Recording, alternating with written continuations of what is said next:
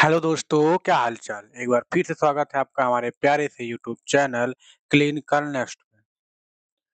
तो हम लोगों ने इसके पहले वाले वीडियो में देखा था ग्लाइकोलिसिस के बारे में। आज हम लोग उसके आगे देखेंगे। क्या देखेंगे? कुछ लोगों को पता होगा कि आज हम लोग क्या पढ़ने वाले हैं, तो कमेंट में ज़रूर बताइएगा। एक कहानी सुनाते हैं आपको, छोटी-सी कहानी है, इसी से रिलेटेड है आपके टॉपिक से, ये सुनिए। मान लीजिए कोई फैक्ट्री स्टार्ट हो रही है, ठीक? वो जो फैक्ट्री है, छोटे से गाँव में स्टार्ट हुई। ठीक, छोटे से गाँव में छोटे से स्पेस से स्टार्ट हुई।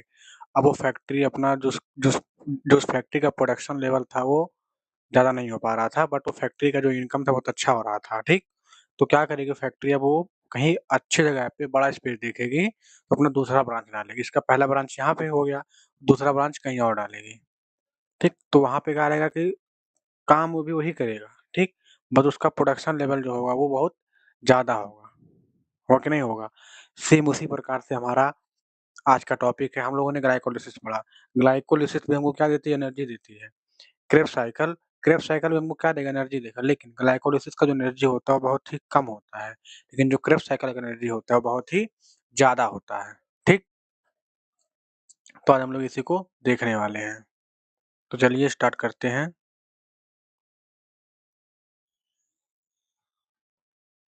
Krebs cycle. सबसे पहले क्रेब्स साइकिल होता क्या है? ठीक? क्रेब्स साइकिल इसी को हम लोग क्या बोलते हैं? Wait a minute, sorry wait a second not a minute. Definition ठीक। क्रेब्स साइकिल क्या होता है? ठीक, डेफिनेशन उसको देखेंगे। जो क्रेब्स साइकिल होता है उसी को हम लोग क्या बोलते हैं? सिट्रिक एसिड साइकिल बोल सकते हो, ठीक? या फिर टीसीए साइकिल बोल सकते हो, try carboxylic acid cycle. It is ये जो होता है Krebs cycle is the site of biochemical reaction that occurs in mitochondrial matrix. ये क्या है? बायोकेमिकल रिएक्शन है जो कहाँ पे होता है? माइटोकॉन्ड्रिया की मैट्रिक्स में होता है, ठीक? और माइटोकॉन्ड्रिया कहाँ होता है? हमारी सेल के अंदर, ठीक? तो माइटोकॉन्ड्रिया की मैट्रिक्स में होता है। और ये इसके लिए हमको क्या ज़रूरत पड़ती है? इसके लिए हमको सबसे पहले चाहिए एसिटिल कोएंजाइम। क्या चाहिए? एसिटिल कोएंजाइम, एसिटिल कोएंजाइम, ठीक? जो हमको क्या प्रोड्यूस करके देगा? एटीपी, एनएडीएच एंड एफएडीएच, ठीक? तो सिंपल समझिए क्रेब्स साइकिल क्या है? एक प्रकार का बायोकेमिकल रिएक्शन है जो माइटोकॉन्ड्रिया के मैट्रिक्स में होता है। इसको स्टार्ट करने के लिए हमको एक कंपाउंड चाहिए, उस कंपाउंड का नाम है एसिटिल कोएंजाइम। इस यही एसिटिल कोएंजाइम जो है हमको क्या देता है?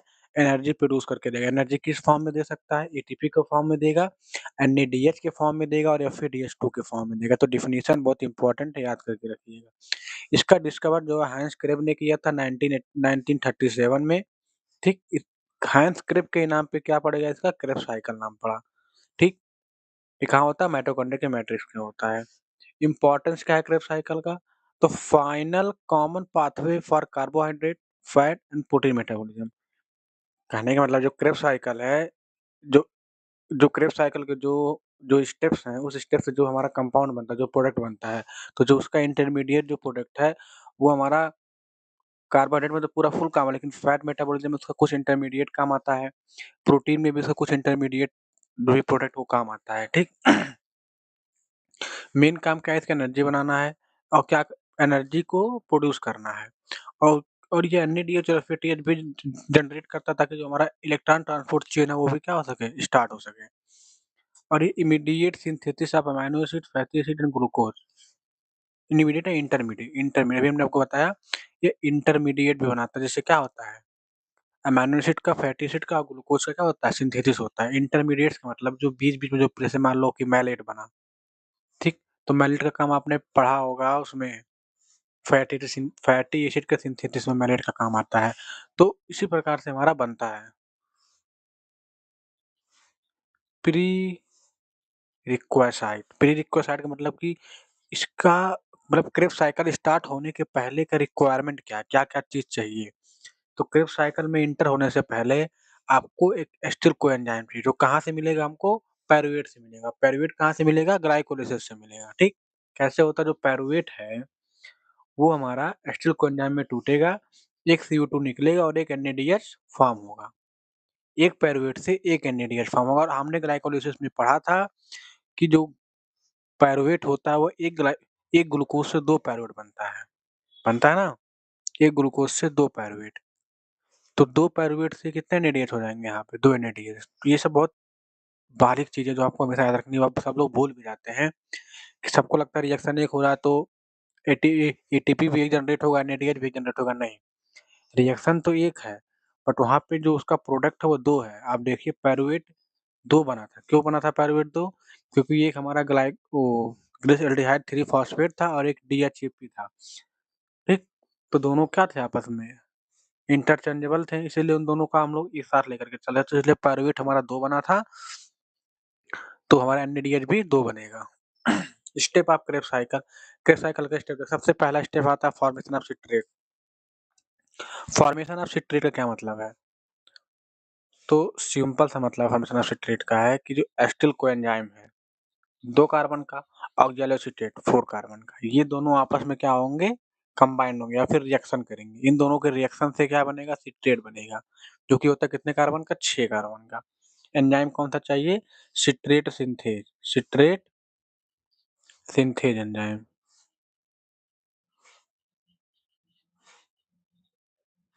ठीक, सिट्रेट सिंथेज एंजाइम चाहिए। फॉर्मेशन ऑफ सिट्रेट का फॉर्मेशन हो गया। एसिटिल कोएंजाइम जो है हमारा सबसे पहले आएगा, अगर वो ऑक्सैलोसिटेट के साथ मिलेगा, ऑक्सैलोसिटेट कहाँ पे होगा? माइटोकॉन्ड्रिया में। तो ऑक्सैलोसिटेट के साथ मिल करके वो सिट्रेट बनाएगा, फिर वो सिट्रेट क्या होगा? आइसोसिट्रेट बनाएगा। ठीक, इस स्टेप को बोलते हैं फॉर्मेशन ऑफ आइसोसिट्रेट। वो सिट्रेट क्या बनाएगा? आइसोसिट्रेट बनाएगा। कौन से एंजाइम की मदद से? एकोनिटेज एकोनिटेज एंजाइम की मदद से वो क्या बनाएगा? आइसोसिट्रेट बनाएगा। ठीक, फिर स्टेप 3 आएगा, जो हमारा आइसोसिट्रेट है वो अब किसमें कन्वर्ट होगा? अल्फा कीटोग्लूट्रेट में। इसमें भी एंजाइम चाहिए। कौन सा एंजाइम? डीकार्बोक्सिलेशन। डीकार्बोक्सिलेशन का क्या मतलब हुआ? कार्बन का निकलना। तो कार्बन तो सीधे निकल नहीं सकते, इसलिए कार्बन जो है वो ऑक्सीजन के साथ कंबाइन होकर के CO2 बनाता है। तो कार्बन जो है वो CO2 के फॉर्म में बाहर निकलता है। ठीक, तो आइसोसिट्रेट क्या होता है? अल्फा कीटोग्लूट्रेट में कन्वर्ट होता है। ये 5 कार्बन कंपाउंड है जो कि CO2 में, और उसमें से क्या होता है? CO2 निकलता है। एक क्वेश्चन बहुत ही हमारा बन सकता है, इंपॉर्टेंट क्वेश्चन है, जो कि नीट में भी आ चुका है क्वेश्चन, कि सिट्रिक साइकिल में ऐसा कौन सा कंपाउंड है जो 5 कार्बन का होता है? तो सिट्रिक साइकिल TC साइकिल में सिर्फ एक ही कंपाउंड है जो 5 कार्बन का होता है, वो है अल्फा कीटोग्लूट्रेट। अल्फा कीटोग्लूट्रेट, ठीक, हमेशा याद रखना। इसके लिए एंजाइम कौन सा चाहिए? वो चाहिए isocitrate dehydrogenase. Isocitrate dehydrogenase enzyme की हेल्प से आइसोसिट आइसोसिट्रेट होता है किसमें कन्वर्ट? अल्फा कीटोग्लूट्रेट में। अच्छा, जब ये कन्वर्ट होता है तो CO2 निकलता है, लेकिन यहाँ से कुछ प्रोडक्ट भी बनता है, उसका नाम है NADH। NADH बनेगा और CO2 बनेगा। NADH तुम्हारा एनर्जी देगा, लेकिन जो CO2 होगा वो क्या करेगा? बाहर निकल जाएगा लंग्स के थ्रू। ठीक, नेक्स्ट हमारा अल्फा कीटोग्लूट्रेट जो है वो क्या बनाएगा? सक्सिनिल कोएंजाइम, जो कि 4 कार्बन का है। यहाँ पे भी CO2 क्या होगा? बाहर निकल जाएगा। ठीक, यहाँ पर भी डिहाइड्रोजनेज हो रहा है। स्टेप थर्ड में भी डिहाइड्रोजनेज हुआ था, यहाँ पर भी डिहाइड्रोजनेज हुआ। डिहाइड्रोजनेज का मतलब होता है CO2 हमारा क्या होगा? बाहर निकल जाएगा। तो सक्सिनिल कोएंजाइम बचा 4 कार्बन का। अब ये सक्सिनिल कोएंजाइम, देखो यहाँ पर भी अगर CO2 निकला है तो NADH भी तो निकलेगा, एनर्जी की जरूरत पड़ेगी ना, तो NADH भी क्या होगा? निकलेगा। ठीक, फॉर्म होगा। एंजाइम का नाम अल्फा कीटोग्लूटेट डिहाइड्रोजनेज। स्टेप 5 होता है फॉर्मेशन ऑफ सक्सिनेट। सक्सिनेट का फॉर्मेशन का मतलब, अब सक्सिनिल कोएंजाइम से सक्सिनेट बनेगा। ठीक, सक्सिनिल कोएंजाइम से क्या बनेगा? सक्सिनेट बनेगा। एंजाइम का नाम succinyl coenzyme synthase. Succinyl coenzyme synthase की हेल्प से ये क्या बनाएगा? सक्सिनेट बनाएगा। यहाँ पे हमारा एक बहुत ही यूनिक प्रोडक्ट है जिसका नाम है GTP, वो बनता है, जो कि ATP के बराबर ही होता है। कि जितना वर्क ATP का होता है उतना वर्क ही हमारा GTP का, तो इसलिए हमको एक GTP को हम लोग एक ATP के बराबर ही मानते हैं। ठीक, तो सक्सिनिल कोएंजाइम से क्या बना? सक्सिनेट बना। फिर हमारा succinate fumarate, formation of fumarate. Fumarate का फॉर्मेशन हुआ कि जो सक्सिनेट बना था वो किसमें कन्वर्ट हो गया? फ्यूमरेट में कन्वर्ट हुआ। कौन से एंजाइम की हेल्प से? सक्सिनेट डिहाइड्रोजिनेज एंजाइम की हेल्प से। यहाँ पर भी एक यूनिक प्रोडक्ट बनेगा जिसका नाम होता है FADH2। ठीक, ये भी क्या देता है हमको, इससे हमारा 2 एटीपी बनता है, NADH से 3 एटीपी बनता है, ठीक? फिर आता है फॉर्मेशन ऑफ मैलेट। मैलेट का फॉर्मेशन फ्यूमरेट से मैलेट बनता है, उसी को हम लोग बोलते हैं formation of malate. Enzyme fumarase, fumarase enzyme से बनता है। अब मैलेट से क्या बनेगा, ऑक्सैलोएसीटेट, फॉर्मेशन ऑफ ऑक्सैलोएसीटेट या फिर रीजनरेशन ऑफ ऑक्सैलोएसीटेट बोल सकते हो, ठीक? वो क्या बनाएगा, कौन से एंजाइम के, मैलेट, मैलेट डिहाइड्रोजनेज एंजाइम के से बनाएगा। प्रोडक्ट क्या होगा, NADH। यहाँ पर भी हमारा एक NADH निकलेगा। अब देखो, आपसे एक इम्पोर्टेंट क्वेश्चन कि NADH निकल कहाँ-कहाँ से रहा है? तो एक स्टेप 8 से एक NADH, एक NADH स्टेप 4 से, एक NADH स्टेप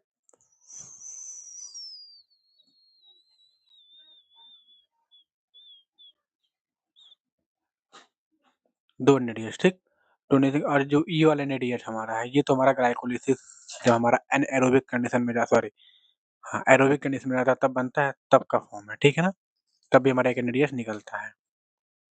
तो 2 NAD देखो, अगर हमसे कोई पूछे सिट्रिक साइकिल में कितने NADH निकलते हैं, तब 2 NADH, ठीक? कितने FADH, 1, कितने GTP, 1, ATP कोई नहीं निकलता। देखो यहाँ पर आपको एक रिएक्शन दिखेगा, ठीक है? आप देखिए इसको ध्यान से, दिख रहा है कि नहीं पता नहीं यार, हाँ दिख रहा होगा। देखो, एसिटिल कोएंजाइम आया और वेलोसिटी इधर से आया, ये दोनों आपस में कंबाइन हुए। देखो, एसिटिल कोएंजाइम और वेलोसिटी, ये दोनों आपस में क्या हुआ, कंबाइन हुए, क्या बनाया, सिट्रेट बनाया। अब ये सिट्रेट क्या होगा, आइसोसिट्रेट बनाएगा, फिर ये आइसोसिट्रेट क्या बनाएगा, अल्फा कीटोग्लूटारेट, ठीक? जब आइसोसिट्रेट अल्फा कीटोग्लूटारेट बनाएगा तो वहां से एक CO2 निकलेगा और एक NADH बनेगा। एक NADH हमारा हो गया। फिर अल्फा कीटोग्लूटारेट जो है वह सक्सिनिल कोएंजाइम बनाएगा, यहाँ पर भी CO2 निकलेगा और NADH बनेगा, ठीक? फिर सक्सिनिल कोएंजाइम जो है वह सक्सिनेट बनाएगा, यहाँ से भी हमारा एक GTP निकलेगा। फिर सक्सिनेट जो है वो FADH2 बनाएगा, सॉरी सक्सिनेट जो है फ्यूमरेट बनाएगा, यहाँ पे हमारा FADH2 निकलेगा। फिर जो फ्यूमरेट है वह मैलेट बनाएगा, ठीक? यहाँ से हमारा कुछ नहीं निकलेगा, लेकिन जो हमारा मैलेट है वो ऑक्सैलोएसीटेट बनेगा, फिर हमारा NADH निकलेगा। तो 1 NADH, 2 NADH एंड 3 NADH। इस इस रिएक्शन में 3 NADH हमारे क्या हो रहा है, निकल रहे हैं CTS साइकिल में, और 1 NADH हमारा यहाँ से निकल रहा था। 1 NADH हमारा यहाँ से निकल रहा था। और आपको हमेशा दिमाग में रखना कि ये साइकिल 2 चलेगी, एक साथ में 2 साइकिल चलेगी, ठीक? इसको याद रखने का सबसे आसान तरीका हम आपको बताएँ? सबसे पहले आप इस सबका नाम याद कर लो, ठीक? ये जो नाम है, इसी नाम से आप रिएक्शन बनाओ। सिट्रेट से सिट्रेट बना, जैसे मान लो फॉर्मेशन ऑफ सिट्रेट, फिर formation of isocitrate, formation of alpha ketoglutarate, formation of succinate. तो ये हमारा एक प्रकार का पॉइंट बन जाएगा, जिससे हेडिंग हो जाएगा, जिससे क्या होगा कि लिखने में आसानी रहेगी। तो इस तरीके से लिखोगे ज़्यादा अच्छा रहेगा एग्जाम के लिए। एनर्जेटिक्स हम लोग पढ़ते हैं कि एनर्जी कितना जनरेट किया इसने। हमने अभी पढ़ा कि 3 NADH, एक FADH2 और एक GTP बना था। अब देखो, 2 आइसोसिट एक आइसो देखो, हमने अभी आपको बताया कि रिएक्शन 2 चल रही है, इसलिए यहाँ पे 2 लिखा गया है, ठीक? क्योंकि एक साथ 2 रिएक्शन चल रही है। तो 2 आइसोसिट्रेट से 2 अल्फा कीटोग्लूटारेट बना, तो वहाँ पे हमारा 2 NADH मिलेगा। हो गया ना 2? 2 अल्फा कीटोग्लूटारेट से 2 सक्सिनेट बनेगा, सक्सिनिल कोएंजाइम बनेगा, वहाँ पे भी 2 NADH मिलेगा। 2 सक्सिनिल कोएंजाइम से 2 सक्सिनेट बनेगा, वहाँ पे भी 2 GTP मिलेगा। 2 सक्सिनेट से 2 फ्यूमरेट बनेगा, 2 FADH2 मिलेगा। 2 मैलेट से 2 आइसोलेटेड बनेगा, 2 NADH मिलेगा। अब 2, 2, 2 यानी 6 NADH, क्षैतिज 18 ATP, कितना क्षैतिज 18 ATP, और ये 2 GTP 18, 2 20 ATP, और ये 2 FADH, तो 2 दूनी 4, 4 FADH, 20 4 24 ATP हो गया। देखो, 24 एटीपी हमको एक जीटीए साइकिल से कितना मिलता है, एक उससे क्या बोलते हैं, टीसीए साइकिल से 24 एटीपी, दो टीसीए साइकिल से। अगर आप सिंगल सीटीए साइकिल, सॉरी यार गलती से, टीसीए साइकिल, अगर सिंगल टीसीए साइकिल से अगर आप देखोगे सिट्रिक एसिड साइकिल है, क्रेब्स साइकिल में, तो 12 एटीपी, ठीक? लेकिन यहाँ लिखा भी गया है, ठीक, 12 एटीपी। अगर हमसे कोई पूछे कि ओवरऑल कितना एटीपी हमको मिल रहा है, तो ग्लाइकोलिसिस में हमको 8 एटीपी मिला था। यहाँ पर कितना मिल गया, 12, 12 8 सॉरी 24 मिला था, ग्लाइकोलिसिस में 8 मिला था, तो 24 8 32 एटीपी